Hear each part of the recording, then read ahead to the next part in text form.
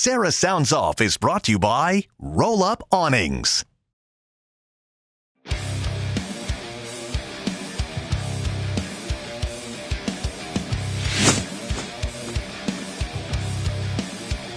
Well, it was state championship weekend. This weekend upstate, we were in Cortland, Geneva, Middletown, Binghamton. Our staff did a great job covering all our state champions from Long Island. We had 8. But one of the most interesting stories, Ben had the opportunity to cover the Babylon baseball team, and they pretty much came out of nowhere, just winning. A lot of momentum, getting into the state semifinals, and then they just kept it going. I mean, how about that? How much fun was covering them? Yeah, it was great. Class B, not a ton of people are necessarily thinking about it in April, even early May, but by the time playoffs come around, because they're not playing as many postseason games, but they ended as high as anyone, 15 wins straight to end the season. The pitching staff, it's all about them. It started, 2 big injuries early on. James Rugolo, Aiden Kistner, Tommy Johns kind of set them back a little bit. They had 3 pitchers step up in huge fashion. We had a little bit of a surprise in the finals in a pitching category, and you could talk a little bit more about that. You saw it firsthand. How well did he pitch? Yeah, it was a great story with Owen Colleen, Babylon Jr. This is a guy who hadn't pitched in a competitive game since May 7th. Only a junior, missed his whole entire sophomore season with a separated growth plate in his elbow, had to undergo surgery, 6-month or so recovery. He gets back. It's his first varsity year. He had his moment. Birnbaum told him he would, and he did a 4-hit complete shutout in the state championship game to deliver Babylon its first state title since 07. It was a great moment for him. He was dealing, too. Great moment for the Babylon program. The Panthers' first title in 17 years. Just a wonderful story. You did a great job with it. Thank you. It was crazy that Sayville and Massapequa, I thought both of them had the pitching depth to win a state championship. They both lost very tough games.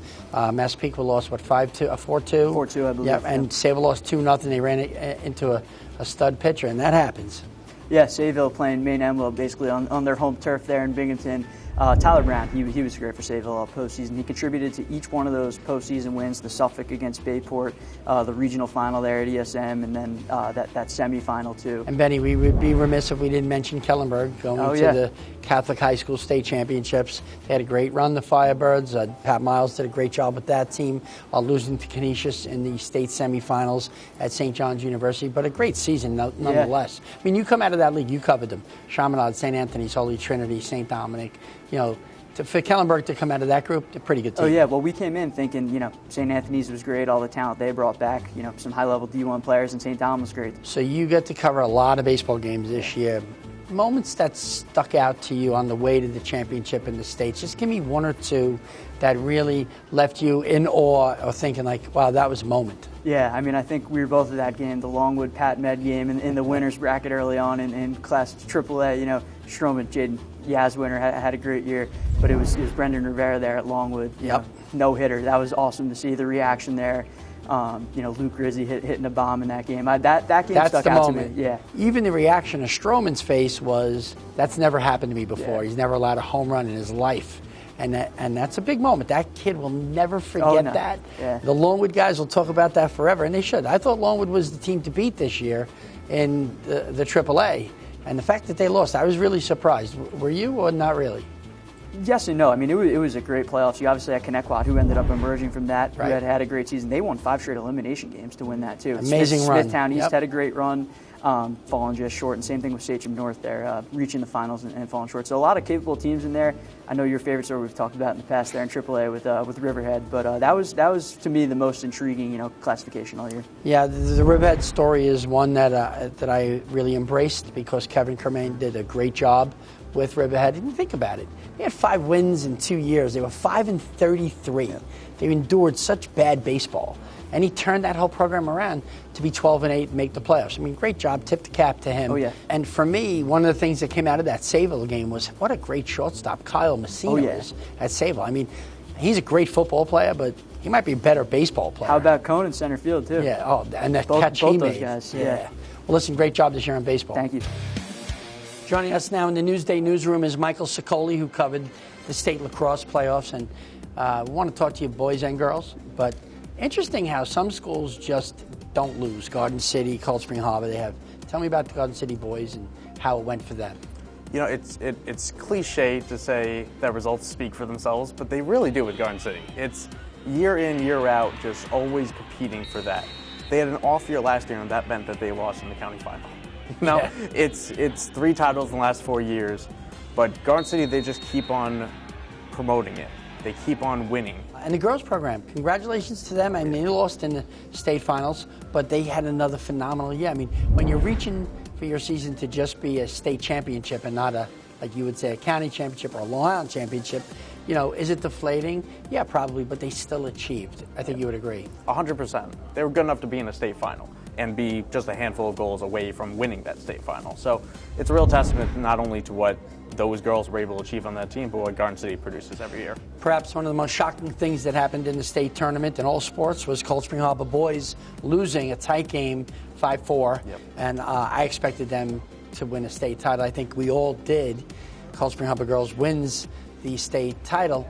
But what happened with the boys? They faced a goalie that's going to Syracuse who had 20 saves in that game. Wow. You score 4 goals, you face 20 saves. Sometimes it's just not going to shake your way. You don't see that. You don't see that.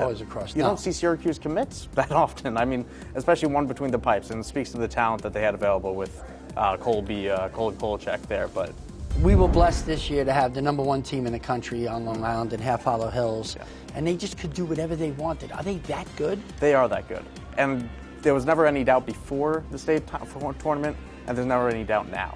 And what makes them so special is that they had different people step up at each point of the way. Long Island Championship, Luke Bradley with a goal in the final 10 seconds.